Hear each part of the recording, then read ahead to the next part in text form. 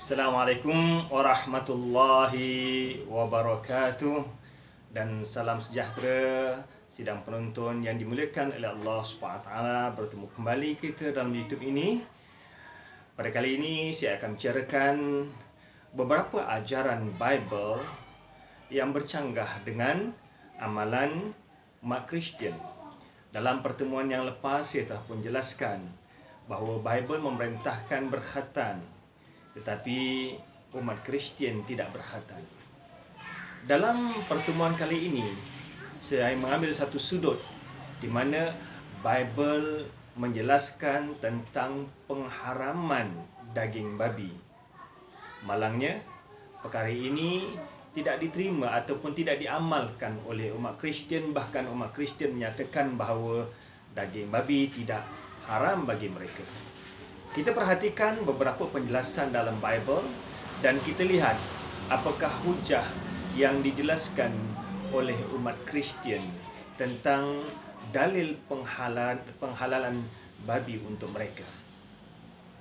Pertamanya kita lihat dahulu beberapa ayat dalam Bible yang secara jelas menyatakan bahawa daging babi adalah najis dan haram untuk dimakan ke atas umat ataupun penganut agama ini yang beriman kepada kitab Bible.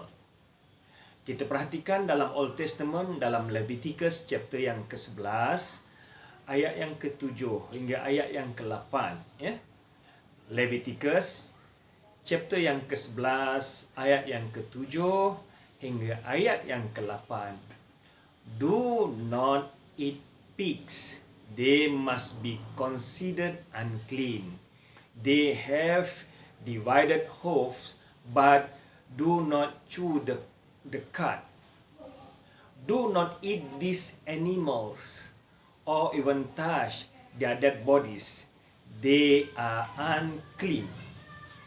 Perhatikan secara terang dan jelas dinyatakan dalam ayat ini, do not eat pigs, jangan kamu makan babi. They must be considered unclean. Kerana binatang ini, babi ini adalah haram dan dianggap tidak bersih, najis, ya, haram. They must be considered unclean. They have divided hoof, kerana walaupun kukunya terbelah dua, but do not chew the cud, tetapi dia tidak mengunyah bahan mamahan. Do not eat this animal, dan jangan kamu makan binatang ini. Binatang ini tidak boleh makan, maksudnya babi tidak boleh makan. Even touch their dead body, bahkan sentuh badan yang dah mati pun jangan dilakukan. They are unclean, kerana binatang ini adalah haram. Ayat yang hampir sama juga ada dijelaskan di dalam Deuteronomy chapter yang ke-14 ayat yang ke-3 hingga ke-8. Bahkan dalam ayat yang ke-3 chapter ke-14 dalam Deuteronomy dijelaskan bahawa binatang-binatang ini tidak boleh makan. Do not eat anything that the Lord has declared unclean. Jangan kamu makan binatang-binatang yang Tuhan telah pun menjelaskan ia najis. You may eat this animal. Kamu boleh makan binatang-binatang ini. Antara yang disebutkan cattle, sheep, goat, deer, ya. Kamu boleh makan lembu, kambing, domba, rusa dan sebagainya. Dijelaskan binatang tersebut. Namun dalam ayat yang ke-7 dijelaskan do not eat pigs. Jangan kamu makan babi. They must be considered unclean, kerana binatang ini najis. Anda perhatikan dalam kedua-dua chapter ini yang termaktub dalam Taurat, ya, sama ada dalam Leviticus ataupun dalam Deuteronomy, secara terang dan nyata dinyatakan bahawa daging babi adalah najis dan dilarang untuk memakannya. Persoalan yang saya nak timbulkan di sini ialah kitab suci Taurat ini, kitab Taurat dianggaplah kitab suci bagi umat Kristian, walaupun ia terkandung dalam Old Testament, tetapi ia adalah di antara kitab dalam Bible. Dan kedua-dua kitab ini, sama ada dalam Leviticus maupun dalam Deuteronomy, secara terang dan jelas menyatakan bahawa babi adalah haram. Namun demikian, kebanyakan umat Kristian tidak menyatakan bahawa daging babi ini adalah haram. Ini berdasarkan kepada perubahan yang dibawa oleh Paul. Perubahan yang dibawa oleh Paul, di mana Paul ataupun Paulus telah pun mengantar surat kepada Romans ataupun suratnya kepada Romans secara terang dan nyatakan bahawa dalam Tuhan Yesus aku tahu dan percaya bahawa tiada sesuatu pun yang najis. Berdasarkan pada ayat ini, kita lihat secara jelas bahawa perubahan daripada daging babi adalah haram dan beberapa jenis binatang tadi haram yang termaktub dalam Taurat. Paul telah pun mengubah berdasarkan ayat kepada Romans tadi. Tuan-tuan boleh rujuk dalam chapter yang ke-14, ayat yang ke-14, di mana secara terang dan nyata Paul menyatakan berdasarkan dalam ketuhanan Yesus tidak ada satu pun yang dianggap sebagai najis. Ini berarti perubahan daripada haram kepada halal tentang daging babi ini dibawa oleh Paul, bukan ajaran yang dibawa oleh Jesus. Kita lihat dalam surat yang sama dalam Roman chapter yang ke-14, ayat yang ke-17, di mana Paul ataupun Paulus menyatakan kepada kelompok di Roman, menyatakan bahawa dalam Tuhan Yesus tidak ada sesuatu makanan yang najis dari dirinya sendiri. Sebab kerajaan Tuhan bukanlah soal makanan dan minuman, tetapi soal kebenaran, damai, sejahtera dan sukacita oleh Rohul Kudus. Perhatikan, di sinilah perubahan ataupun apa yang disebutkan oleh Hans Kong sebagai satu anjakan paradigma yang dibawa oleh Paul, di mana Paul telah pun mengubah bahawa kerajaan Jesus adalah kerajaan yang membawa kepada kedamaian, di mana Jesus sendiri datang untuk menjadi juru selamat dengan menebus dosa warisan anak Adam. Saya telah pun jelaskan tentang dosa warisan dalam video sebelum ini. Jadi penghalalan daging babi ini asalnya dibawa oleh Paul yang menyatakan bahawa kerajaan yang dibawa oleh Tuhan Yesus atas dakwaan Paul bukan berkaitan tentang halal dan haram pada makanan, tetapi soal kebenaran, kesejahteraan dan sukacita oleh Rohul Kudus. Kedua-dua ayat ini daripada Roman chapter yang 14 secara terang dan nyata bahawa perubahan hukum halal daging babi ini dibawa oleh Paul, bukan ajaran yang dibawa oleh Jesus. Sebab Jesus sendiri tidak menjelaskan perkara ini tentang babi adalah halal. Sepanjang dakwah Jesus tidak menjelaskan perkara ini. Demikian juga apa yang dinyatakan dalam Kisah Para Rasul ataupun Acts chapter yang ke-10 ayat yang ke-15. Apa yang dinyatakan halal oleh Tuhan tidak boleh engkau haramkan. Nak gambarkan bahawa kita mana Petrus mendakwa ada datang hidangan dalam bentuk haiwan-haiwan yang sebelum ini diharamkan makan. Petrus enggan untuk makan. Lalu ditegaskan bahawa apa yang Tuhan halalkan janganlah kamu haramkan. Kalau kita perhatikan dalam ayat ini secara jelas fahaman Petrus daripada ajaran yang dibawa oleh Jesus sebelum ini menggambarkan bahawa daging babi adalah haram. Sebab itu Petrus enggan untuk memakannya. Namun demikian, kedatangan Paul telah mengubah perkara ini menjadikan daging babi adalah daging yang halal. Walaupun pada asalnya penegasan dalam Taurat kedua-dua ayat sama, ada Leviticus maupun dalam Deuteronomy, bahawa daging babi adalah haram. Kemudian umat Kristian mengambil ayat yang lain untuk menjadikan hujah. anda boleh rujuk dalam Matthew chapter yang ke-15 ayat yang ke-11. Dengar dan camkanlah, bukan yang masuk ke dalam mulut yang menajiskan orang, melainkan yang keluar daripada mulut itulah yang menajiskan. Di mana Paul nak menafsirkan di sini bahawa isu sama ada apa yang kita makan itu ataupun yang kita masukkan dalam mulut tidak menjadi masalah. Ia bukan benda yang halal ataupun haram. Yang jadi masalah apa yang kita ucapkan daripada hati kita. Itulah datang konsep khatan rohani ataupun khatan jiwa, ya, yang bercanggah dengan ajaran yang dibawa oleh Jesus sendiri. Di mana Jesus sendiri dikhatankan, sebaliknya Paul membawa konsep yang baru iaitu khatan rohani ataupun khatan jiwa. Berdasarkan daripada kenyataan inilah nak gambarkan bahawa benda yang halal dan haram itu bukan yang kita makan, tetapi apa yang kita ucapkan. Tentang masalah khatan telah pun saya jelaskan dalam video sebelumnya. Apa yang nak digambarkan dalam Matthew chapter yang ke-15 ayat yang ke-11 ini digunakan oleh Paul untuk menyatakan bahawa tidak ada benda yang haram untuk dimakan, tetapi yang haram ialah apa yang kita ucapkan. Oleh itu perlulah jaga hati. Dengan itu timbullah juga konsep khatan hati. Demikian juga ayat yang hampir sama boleh rujuk dalam Mark chapter yang ke-7 ayat yang ke-15. Apa yang masuk dari luar ke dalam mulut seorang tidak menajiskannya. Apa yang keluar daripada seorang itulah yang menajiskannya. Maksudnya apa? Makanan dan minuman itu tidak ada yang haram. Semuanya halal.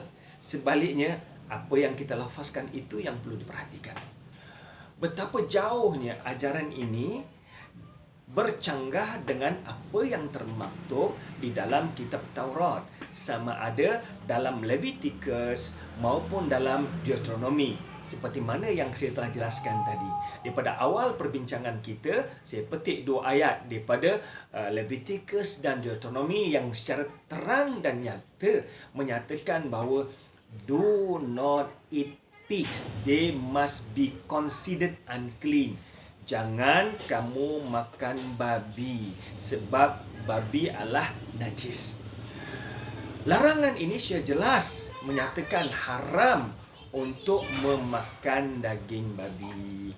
Namun kedatangan Paul telah mengubah landscape agama Kristian. Dan inilah yang digambarkan oleh Hans Kong bahawa Paul telah membawa satu anjakan paradigma di dalam agama Kristian, di mana Paul menghalalkan perkara yang sebelum ini diharamkan oleh kitab Taurat. Sidang pendengar sekalian, dalam masa yang sama juga, dalam konteks Nusantara kita di Tanah Melayu ini, ada usaha yang cuba untuk menghalalkan babi berdasarkan daripada ayat Leviticus dan Deuteronomy tadi. Cuba tuan-tuan perhatikan.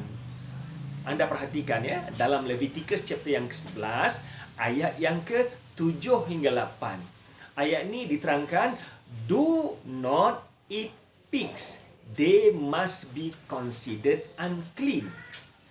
Sekiranya kita rujuk pada Alkitab, terjemahan lama diterjemahkan demikian, dalam terjemahan lama ya, demikian juga babi. Janganlah kamu makan kerana ia najis. Ya? Ayat ini secara jelas. Dan lagi babi kerana sungguh dia najis. Penjelasan daging babi najis secara general ada dalam terjemahan lama. Namun demikian, sekiranya kita rujuk dalam Alkitab, terjemahan baharu dijelaskan demikian juga babi hutan. Demikian juga babi hutan, ia adalah najis. Ditambah perkataan hutan, babi hutan di sini. Dalam terjemahan lama hanya disebutkan demikian juga babi. Manakala dalam terjemahan baru jelaskan demikian juga babi hutan. Sekiranya orang membaca Alkitab berdasarkan kepada terjemahan bahasa Melayu daripada Alkitab ini, mereka akan memberikan gambaran bahawa hanya daging babi hutan sahaja yang haram. manakala daging babi peliharaan adalah halal. Sebab ayat ni secara jelas nyatakan bahawa dan juga babi hutan. Siapakah yang bertanggungjawab melakukan penambahan ini? Mengapakah disebutkan penambahan babi hutan? Apakah hanya babi hutan saja yang haram, ataupun pada asasnya dalam Leviticus dan juga Deuteronomy ini saya terang dan nyata segala jenis babi adalah haram kerana ia najis. Pada konteks asal ayat, ia memberikan maksud bahawa semua jenis babi, sama ada babi peliharaan ataupun babi hutan, adalah najis. Namun dalam Alkitab terjemahan baru dispesifikkan bahawa hanya babi hutan saja yang najis, dan ia memberikan fahaman pada orang yang membaca terjemahan baru ini bahawa babi peliharaan adalah tidak najis. Ini adalah merupakan satu penyelewengan yang cukup nyata. Ramai juga orang Kristian yang menjelaskan pada saya, berkata ini adalah kitab lama, kitab Taurat yang dikhaskan untuk Bani Israel. Jadi pengharaman babi hanyalah untuk orang Yahudi, tidak terikat kepada kami. Sidang pendengar sekalian, saya tertarik dengan hujah ini untuk kita kembali melihat kenyataan Jesus. Apakah yang dinyatakan oleh Jesus dalam dakwah baginda? Tuan-tuan boleh rujuk dalam Matthew chapter yang kelima, ayat yang ke-17 hingga ayat yang ke-18, di mana Jesus secara terang dan nyata menyatakan bahawa kedatangannya adalah untuk melaksanakan ajaran Taurat. Kita bacakan ayat ini. Do not think that I have come to abolish the law or the prophet. I did not come to abolish, but to fulfill. For truly I say to you, until heaven and earth pass away, not a smallest letter or stroke shall pass from the law until all is accomplished. Perhatikan betul-betul secara teliti ayat ini, di mana Jesus menyatakan bahawa jangan kamu sangkakan aku datang untuk memansuhkan, memadamkan, menafikan kitab Taurat dan juga kitab para rasul sebelumku. I did not come to abolish, but to fulfill. Aku datang bukan untuk memansuhkan, bahkan untuk menggenapi ataupun untuk menyempurnakan. For truly I say to you, dan hakikatnya aku nak sampai kepada kamu, until heaven and earth pass away, sehingga berlakunya kiamat, not the smallest letter or stroke shall pass from the law until all is accomplished. Tidak ada satu titik pun. Dalam visi yang lain disebutkan not an iota, tidak satu titik pun akan ditinggalkan, melainkan kesemuanya akan dilaksanakan. Ayat ini bukan hanya menyatakan bahawa Jesus datang untuk menggenapi ataupun menyempurnakan kitab Taurat dan kitab para rasul sebelumnya. Bahkan kedatangan Jesus juga adalah untuk melaksanakan ajaran ini. Sebab itulah penghujung ayat yang ke-18 disebutkan until all is accomplished, melainkan semuanya dilaksanakan. Dan ia diteguhkan lagi dalam Luke chapter yang ke-16 ayat yang ke-17. But it is easier for heaven and earth to disappear than for the smallest detail of the law to be done away with. Adalah lebih mudah untuk berlakunya kiamat, binasanya langit dan bumi ini, berbanding dengan satu sekecil titik pun daripada perundangan kitab Taurat yang dinafikan. Ini bererti Jesus mengambil berat setiap undang-undang yang termaktub dalam kitab Taurat untuk dilaksanakan.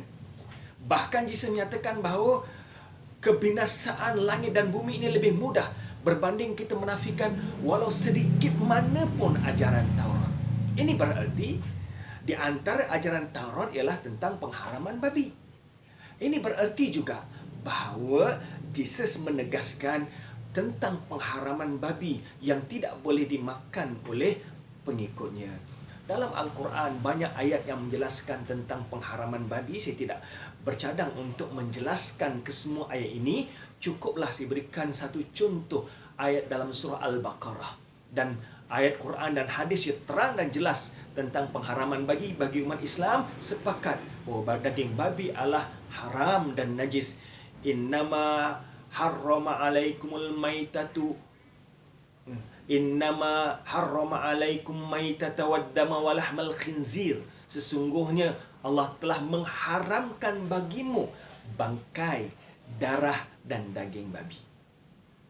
Dalam beberapa ayat yang lain secara jelas dinyatakan bahawa daging babi ini haram. Anda boleh rujuk dalam surah Al-An'am ayat 145, dalam surah An-Nahl ayat 115 dan beberapa hadis Nabi yang lain yang menyatakan bahawa daging babi adalah haram.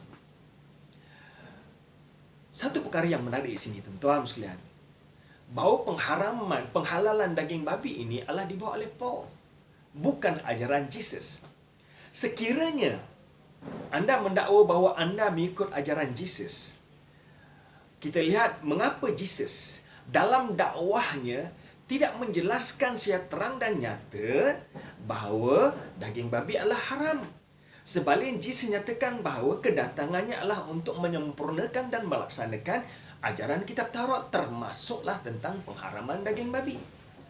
Ini berarti bahawa Jesus menegaskan bahawa daging babi adalah haram, bukan halal. Jadi, nampak jelas di sini Bible mengharamkan babi, Jesus juga mengharamkan babi, tetapi yang bertanggungjawab menghalalkan daging babi ini adalah Paul yang asalnya merupakan musuh ketat ajaran Jesus, kemudian mendakwa, menerima wahyu menjadi rasul kepada pengikut ataupun orang yang mengikut ajaran Jesus selepas perginya Jesus. Saya telah pun jelaskan dalam video sebelum ini tentang conversion Paul. Bahkan terdapat banyak percanggahan dalam peristiwa conversion Paul. Dan saya tertarik dengan apa yang dijelaskan oleh St. Maul dalam buku beliau Judaism and Christianity Beginning. Beliau menjelaskan bahawa ajaran Kristian yang ada sekarang adalah ajaran yang dibawa oleh Paul, bukan ajaran yang dibawa oleh Jesus. Demikian juga apa yang dijelaskan oleh Hans Kong dalam buku beliau Judaism Between Yesterday and Tomorrow. Beliau menyatakan bahawa Paul brought a new paradigm shift in Christianity. Paul telah pun membawa satu anjakan paradigma yang baru dalam agama Kristian. Bahkan Erwin Zidlin menegaskan bahawa Paul adalah pengasas sebenar agama Kristian yang ada sekarang. Oleh itu tidak mengherankanlah tuan-tuan sekalian, sekiranya kita mendapati bahawa ajaran gereja dan apa yang diamalkan oleh umat Kristian sekarang ini bercanggah dengan ayat-ayat yang dibawa ataupun ayat-ayat yang dijelaskan di dalam kitab Taurat dan juga kitab-kitab yang termaktub di dalam Bible. Sidang pendengar sekalian, saya banyak membawa hujah-hujah ini daripada Bible dan juga pemikir-pemikir Kristian ataupun ilmuwan barat, bukan daripada ilmuwan Islam sendiri, bahawa ajaran tentang halalnya daging babi ini adalah dibawa oleh Saint Paul, bukan ajaran Jesus. Marilah sama-sama kita renungkan. Sekian saja untuk kali ini. Assalamualaikum warahmatullahi wabarakatuh, dan jumpa lagi dalam seri video akan datang.